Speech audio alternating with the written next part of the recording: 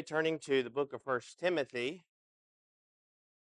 We resuming our study of chapter 3. We have a little bit uh, of a few verses rather left there, and we'll review the first half, and then get into chapter 4. I don't have the outline out yet for chapter 5. I'll try to get that out here for you. If not this afternoon, probably on Wednesday. The book of 1 Timothy, the theme, as we've said, is about conduct in the house of God. The key verse is found in chapter 3 and in verse 15, in which the Apostle Paul writes, "But if I am delayed, I write, so that you may know how you ought to conduct yourself in the house of God, which is the church of the living God, the pillar and ground of the truth." And so that's the key verse to the book. It's the key verse to chapter 3, which we were in last week. We'll get back to that here in just a moment. But the book's about conduct in the house of God. We showed this outline at the beginning, and then I forgot to put it in here, and we showed it again on last week. Warren Wiersbe's outline of the book, it's a pretty good breakdown. Chapter 1 is the church and its message. Chapter 2, the church and its chapters 2 and 3, the church and its members. Chapter 4, the church and its minister. And chapters 5 and 6, the church and its ministry. Pretty good outline and breakdown of the book. I particularly like the first 3 sections here as a good breakdown of the book.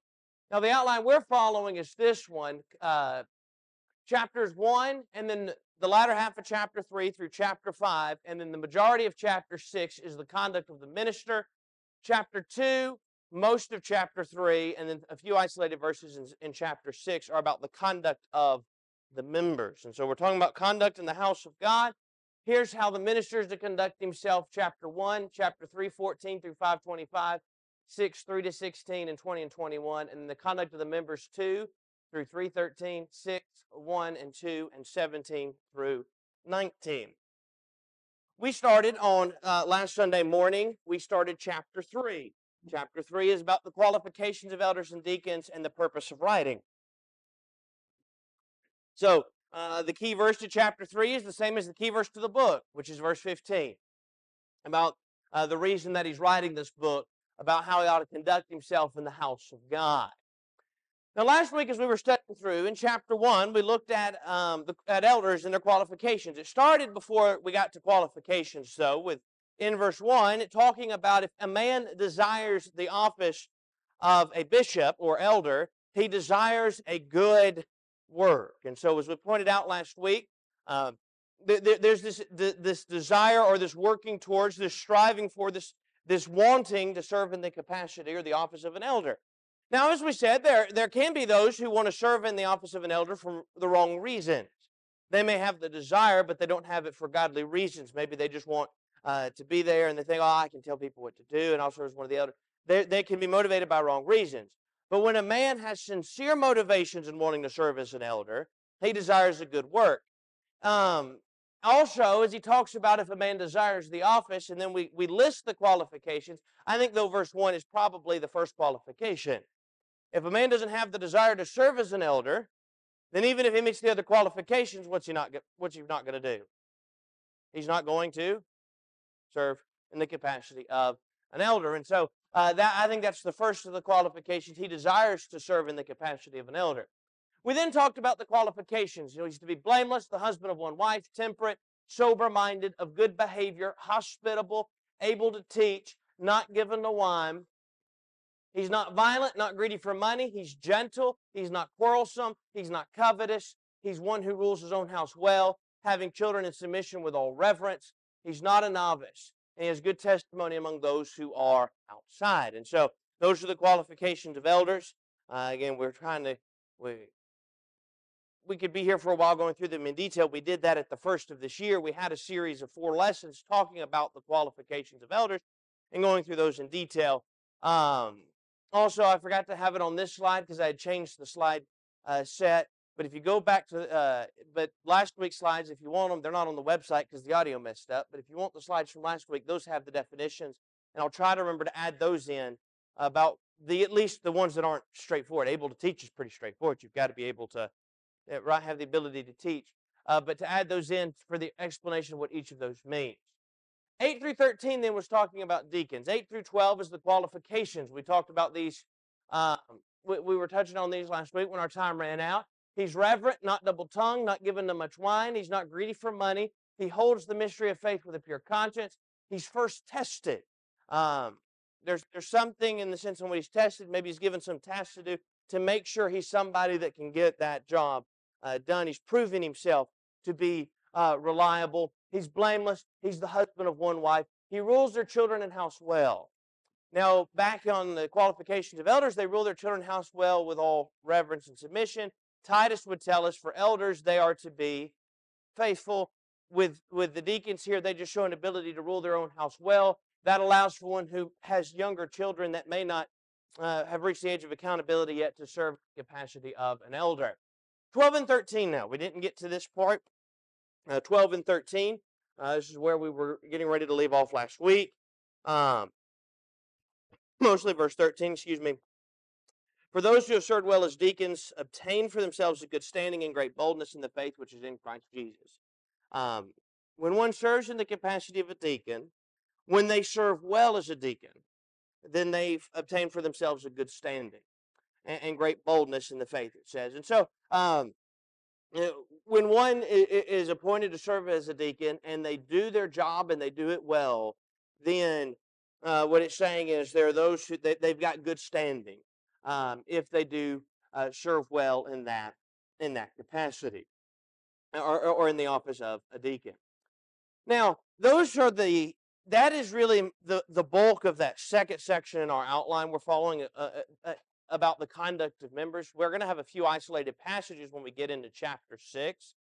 I could also make the argument, by the way, that it's the conduct of the minister because he's to tell them. But I could make that argument for the whole entire book. In reality, that he's telling them what to teach. But he's telling them, here's what you tell others in chapter 6. But chapters 2 and 3 is he's telling them that here's how elders and deacons, the qualifications there to meet. Chapter 2, here's how people ought to conduct themselves in prayer. Here's how women ought to conduct themselves in their role they have in chapter 2. And so that's the conduct of the members, the majority of it, with the exception of verses 1, 2, and 17 through 19 of chapter 6. So in verse 13 then, we have, or verse 13 is the end of that section. So 14 is transition back to talking about the conduct of the minister, Timothy. Again, if you want to remember it simply, just remember 2 and 3 is the conduct of members, and 1, 4, 5, and 6 is the conduct of the minister. But the transition really is here in verse 14, where Paul writes to him in 14 and 15 and says, "These things I write to you, though I hope to come to you shortly. But if I am delayed, I write so that you may know how you ought to conduct yourself in the house of God, which is the church of the living God, the pillar and ground of the truth." So Paul's hope is that he's able to come and see Timothy soon. Again, when we take the dating of the book as we gave it at the beginning of this study of 1 Timothy, remember, the book of 1 Timothy takes place after Paul's first imprisonment, the one that happens at the end of the book of Acts, where Ephesians, Philippians, Colossians, and Philemon were all written.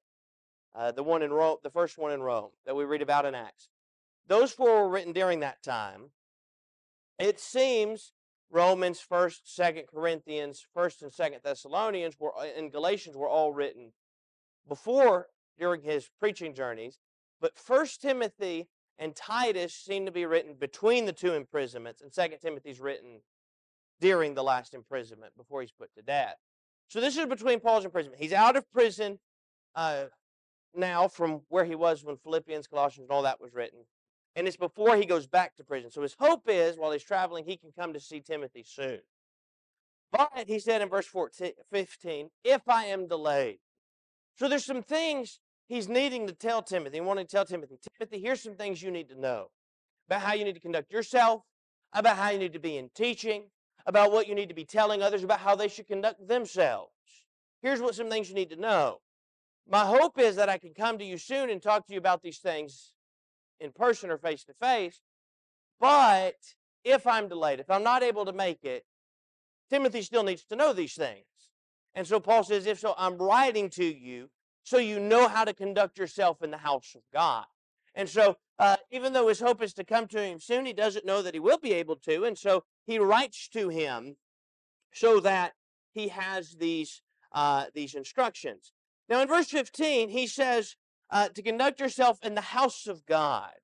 The English Standard Version in verse 15, along with the Legacy Standard, would say instead of house of God, the household of God. And so the idea they're representing the fact that the children of God, those that are in the church, are all part of the same family. Is the representation of using the word household. It could be either house or household.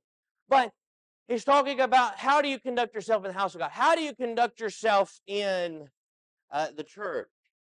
Well, when he talks about the church, he says it's the pillar and the ground of the truth. Or the word ground could mean the support. It means the support or buttress of the truth, some translations would translate it. And so the footnote of the New King James says it's the foundation or the mainstay. The church needs to be teaching the truth. It's the pillar and ground of the truth. Everything we do and everything we teach has to be based off of truth. And when we go through and talk about the works of the church, one of those is evangelism, which is the spreading of the truth. And so, Timothy, I'm telling you, here's how you need to conduct yourself in the house of God, remembering it's the pillar and ground of the truth. So go back to chapter 1 now for just a minute. In chapter 1, he says, command them to teach only the sound doctrine. We're fixing to go into chapter 4 here in just a couple of minutes. When we get into chapter 4, he's going to begin with, the Spirit expressly says that some will depart from the faith. You know what they departed from? They weren't teaching and practicing the truth. Remember, the truth is the foundation. It's the support, or the church is the support and ground of the truth. It should only be teaching the truth. It should only be practicing the truth. Now, verse 16 is by itself in the outline about the mystery of godliness. Here's what he says. And without controversy, great is the mystery of godliness. And he lists some things about the message that's preached. God was manifest in the flesh, justified in the spirit, seen by angels, preached among Gentiles, believed on in the world, and received up in glory. Somebody wants to know a summary of what the gospel message is about. Verse 16 talks about, gives a pretty good summary of what the gospel message is about. Christ was manifest in the flesh. He came in flesh, was justified in spirit. He was seen by the angels. He was preached among those that are Gentiles. He was believed on by those in the world. Now, there are obviously those that don't, but those in the world that saw and honestly believed. Yes, think about there at 15, because I've heard people pray and stuff, they talk about the house of God, and maybe not even prayer, but just in conversation. And they'll think that this structure we're meeting in is the house of God. And they may be just using it accommodatively, to express something. But it's essential that we know, because when he says this doesn't mean that we just got to know how to conduct ourselves when we're in this structure. And we hopefully know that. I believe was at Philippi, the river, women met down by the river or whatever. Well, if they didn't have a structure, but they were meeting down at the river, they were baptized, into Christ. Well, they were still part of the house of God. That may seem elementary, but I'm afraid sometimes that people associate the house of God with this brick and mortar structure. That's probably not even need to be said. It is something. No, I think you're right. I think you're right. And I think sometimes we think about how we conduct ourselves and what we do, and it's within the four walls of the building. I remember it's been over 13 years ago when we moved to Arkansas. One of the elders there asked my dad to preach a lesson on a 4-hour Christian. I said, what do you mean? And then he explained it to him. And what he's saying with, you added up most weeks, how long are we in this building? About 4 hours. Now, we started class at 9, ended at 9:50, 10 to whenever we ended. So you take that and you add it all up, 5 to 6 at night, 7 to 8 at night, or Wednesday night approximately. And when you add it all up, what do you come out to? About 4 hours. And the point was that how we live and conduct ourselves is not about what we do within the confines of the four walls, not just when we're here for worship services. It's about how we conduct ourselves on the outside. We mentioned it a couple weeks ago in 1 Timothy chapter 2, where he talked about modesty. And sometimes it's thought, well, he's talking about prayer in verse 8 and that men lead in public prayer. And so what he's talking about in verse 9 is about how women are to dress in the assembly. Now, should that be how one would dress in the assembly? Yes. But I think the key in verse 2 is, or in verse 8, he says everywhere. And then in verse 9, likewise. And the point is, the principles of modesty apply where? Everywhere. How we talk, that applies everywhere. The things that we watch, and so it's not just about how we conduct ourselves. You're right, not just within the four walls. It's about how we conduct ourselves day to day as Christians. Because let's just face the reality. If all the Bible we're getting, if all the time we're living right is the 4 hours or so we're within the confines of the building, that barely puts a dent in a day, much less a week. And the point is we conduct ourselves faithfully at all times. And again, as you go throughout your prayer, yes, men pray everywhere, but before he talks about that, he talks about that everyone should pray. And if men are the only ones to lead in public prayer, that means they're the ones to pray in the assembly. But if everyone's to pray, we're talking about more than just in the assembly. And so you take those things in understanding. We can go a step farther. It's how we think. It's not just our actions and our thought processes and the way we carry out our thoughts. It goes so far into, well, it's the core of our being. And if we stray from that pillar and ground of the truth, it shows in all those ways. But our thoughts, God knows our thoughts. We think, we're thinking, no, God knows our thoughts. And our thoughts is what makes us conduct our lives the way we do. You're right, You're right, and you can't know what I'm thinking, and I can't know what you're thinking, except we can kind of get an idea what somebody's thinking by how we see them conduct themselves. We may not be able to see a person's heart, but we can know what's in their heart by the way they conduct themselves. Now, obviously, there are those who can be hypocritical and put on a facade in front of others, and maybe they're one way in private and a different in public. But in terms of, you look out in the world, we can tell you what kind of heart those in the world have because we can see the fruit of that and the way that they're conducting themselves. Let's go ahead and start chapter 4 now.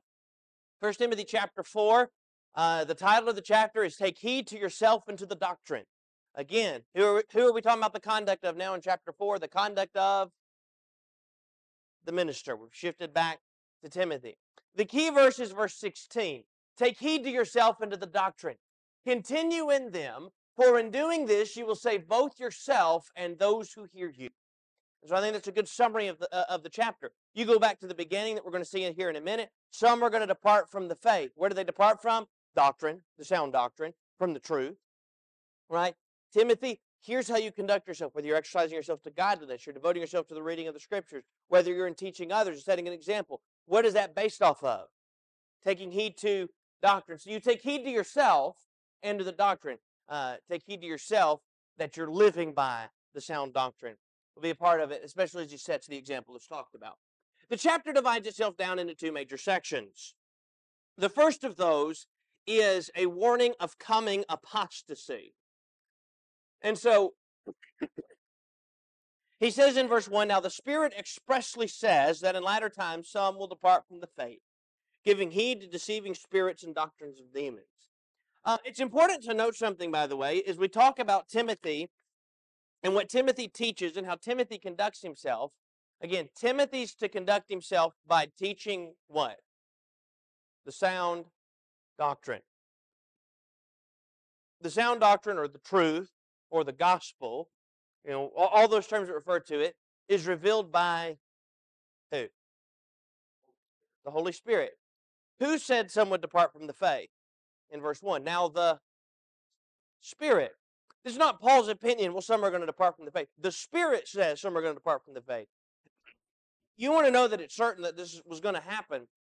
The Spirit said it's going to happen. By the way, a good reminder to Timothy, the church is the pillar and ground of the truth. And now, when he goes to teach Timothy about what others are going to do, some of them are going to, or the Spirit's the one that said they're going to depart from the faith. And so there's a good warning in that to Timothy too. What does he need to be saying? This is a couple of specific examples mentioned here, but it's not limited to this. We can depart from the faith in all kinds of aspects. both collectively or as individuals. But the thing about it is, you think about all the efforts this morning, the world around being put into some type of religious service. But I believe it's in John, 1st, 2nd, 3rd John, maybe 2nd John, it says, if we don't abide in the doctrine of Christ, we don't have God. So I'm putting effort in this, but I'm going to go to heaven when I die. And it's like, hey, it's not about having an argument about who's right and who's wrong. It's about, let's dig into this thing. Let's determine what the Spirit has revealed to us. Let's abide into that so that we can have a reward. And, I mean, I don't know, it's just a very important thing, I believe in. No, you're right. No, you're right. And as you go to their problem, you go to what was going to happen with this departure, and we're going to spend some time here in a second talking about what this departure could possibly be. And their problem was they didn't abide in the truth.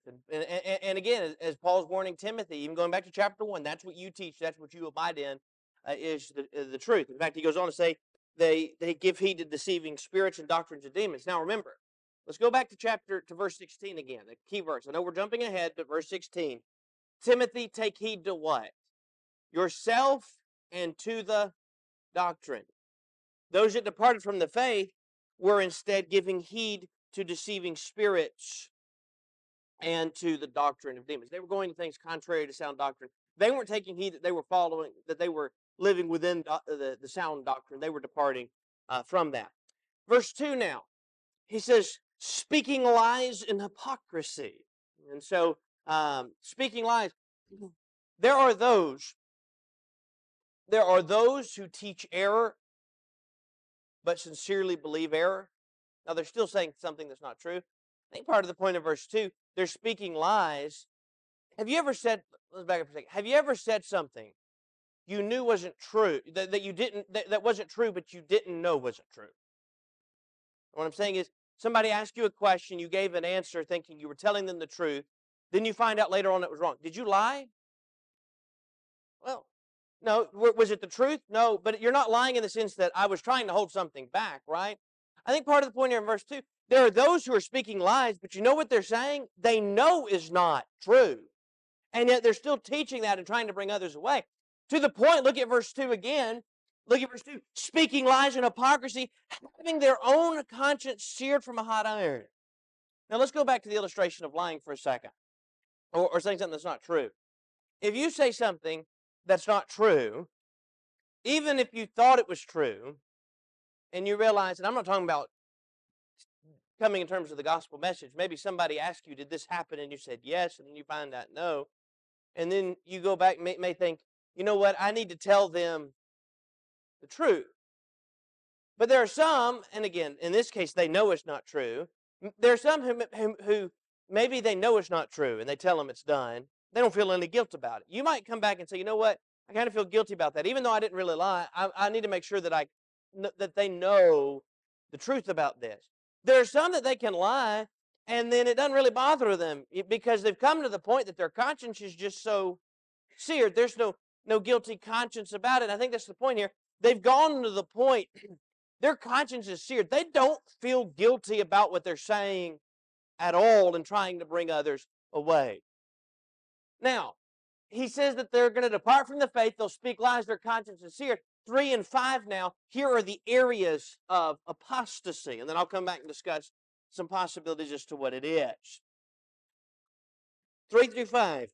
Forbidding to marry and commanding to abstain from certain foods which God created to be received with thanksgiving by those who believe and know the truth. For every creature of God is good, and nothing is to be refused if it is received with thanksgiving, for it is sanctified by the word of God and prayer. So in verse 3, he talks, well, let me back up. Let's stop here for a second. Everything can be eaten if it's received with what? Thanksgiving. So we offer thanks for our food, and it can be eaten. We can go back to Acts chapter 10, where Peter saw the vision. I won't eat anything that's unclean, and God tells him, what I've called clean, do not call unclean. That's all clean. You can eat that now. So we can eat it as long as we receive it with thanksgiving. Now, that's a lesson we learned in the latter half. Now, let's go back to the doctrine part of it here. What are they particularly teaching? Forbidding to marry and commanding to abstain from foods. Now, you may recall when we talked about the Colossian heresy, when we studied the book of Colossians, we said we don't know exactly what this Colossian heresy was because it kind of had a mix of several things. Some of it took from Judaism and some of it took from Gnosticism. And one of the things of Gnosticism we talked about was the idea of asceticism, a rigid self-denial. So there's some aspects of asceticism in this, right? That rigid self-denial, forbidding to marry and commanding to abstain from certain foods. So I think there are really two main ones that fit here. I've heard the argument for both, made by both. One is that perhaps this is talking about those that are going to be teaching Gnosticism. We've seen a little bit of it at Colossae already, and Laodicea, it would seem, based off what we read in Colossians. I think you get later on in some of John's writings, you're starting to see more of that pop up, and he's dealing with that. Perhaps he's dealing early on with the idea of Gnosticism.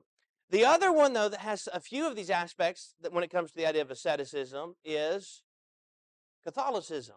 They forbid the priest to marry. You've got to abstain from certain foods. Both of those could fit in here. I think I tend to lean towards perhaps Catholicism, but I can see the aspects of Gnosticism, some of the aspects of Gnosticism in there as well. Both of those, though, were what? Departures from the faith. They didn't follow the truth. There was binding where God had not bound. There was the loosening of certain things. So both of those, it has aspects of both of those. But either one of those, whether we're talking about Catholicism, which again, we'll go back to 2 Thessalonians 2, I think that's what that one was talking about, or we go to Gnosticism, which we saw some aspects of at Colossae, both of those are departures from the faith. Both of those were things that we learn about in the Scriptures talking about going to happen, and both of those were those that there were some speaking about both these aspects for married and eating meats, and I know this may be expand a little more, but like the Jewish people, a lot of them couldn't eat pork after that. Nobody had a right. And I read here recently the book of John. It said Jesus declared all things clean. It seemed like I normally think about when Peter saw the vision and that was let down 3 times, and he said all things are clean, which we know had the significance of, as well as the food being clean, but also the Gentiles were going to be recipients of salvation. But then when you look at marriage, okay, if somebody's never been married before and they want to be a certain thing, well, like a priest or something, no man has the right to say that you can't be married. What is it? Hebrews 13:3 said marriage is honorable, the bed undefiled. So no group of men has the right to impose this, forbidding to marry. But then if I'm in an unscriptural situation where I put my wife wear something for the wrong reason, and then I say, hey, I want to get remarried. Well, who's forbidden me from marrying men? Well, God does forbid me to remarry if I'm in that situation. I can't go and remarry and practice this adultery. Romans, chapter 7. So all these things, there's a whole bunch of other information when you start zooming in on these things that are pertinent to both of these issues.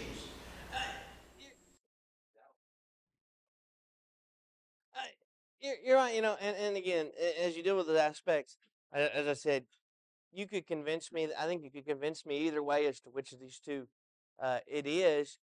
There are aspects of both of them which is true. But again, let's just go back to what the text is saying. The text is saying there's a departure from the faith. Again, this is where it gets difficult. It can be both of those are departures from the faith. There were those that were deceived in both of those. Again, you go back to Colossians, there are those that were practicing some early form of Gnosticism mixed with some other things, with Judaism and other things, that sincerely believed that was the truth. There are those that follow Catholicism and sincerely believe that it's the truth. There are those who were teaching it, speaking lies. They knew what they were saying wasn't true, but they've come to the point their conscience is seared. They don't feel guilty about that anymore, and they forbid these certain things. But again, I think remembering the theme of the book, of the chapter rather here, as we talk about the conduct of the minister, Timothy needs to be taking heed to himself and the doctrine. There are some, and there's a warning here before he tells him that, there are some that aren't going to do that. There are some already that don't do that. You can go back to Colossians again. That's written before this. And some of these other books. 1 Thessalonians was written before this. And so those books where we see some of those things were written before this, but there have been some that have strayed from the faith already. And I think, again, this is a bigger departure. So I tend to think it's probably Catholicism. That was the massive one.